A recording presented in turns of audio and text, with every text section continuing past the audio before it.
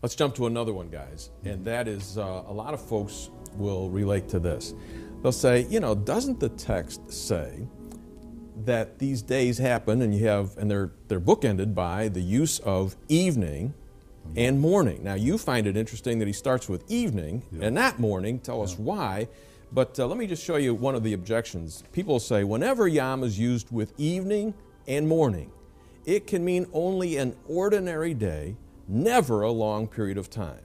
Now, what do you think? Well, evening and morning, to start on the first one with evening is sort of interesting. Where did that first evening come from? Must come from a day that wasn't already.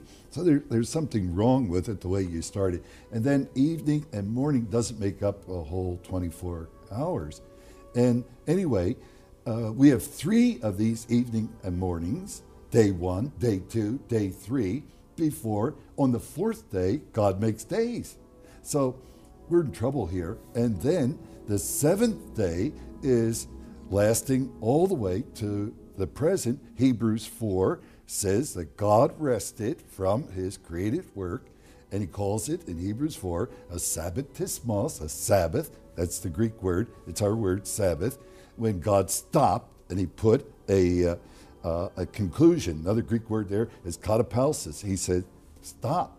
And there are 3 times in the biblical text God stopped at creation, marking between creation and providence. God stopped on the cross and said, it is finished, it is done. And then in book of Revelation, one more time God says, it is done, and it marks the end between his work in providence and his work in history and all of eternity. 3 great stop days.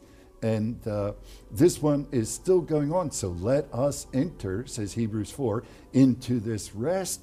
And the interesting thing is there is no citation of evening and morning with the 7th day also.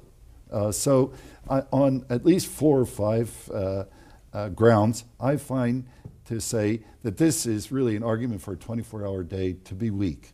And let me give you a 5th one. Again, this is bad statistics. I hear in their books with us say, well, 38 times we see evening and morning used outside of Genesis 1, always in reference to a 24-hour day. But those sentences, when you look up, the word day isn't even in the text. You'll mention evening or morning, but you will not find the word day. And there's only one place in those 38 references where you see evening and morning together.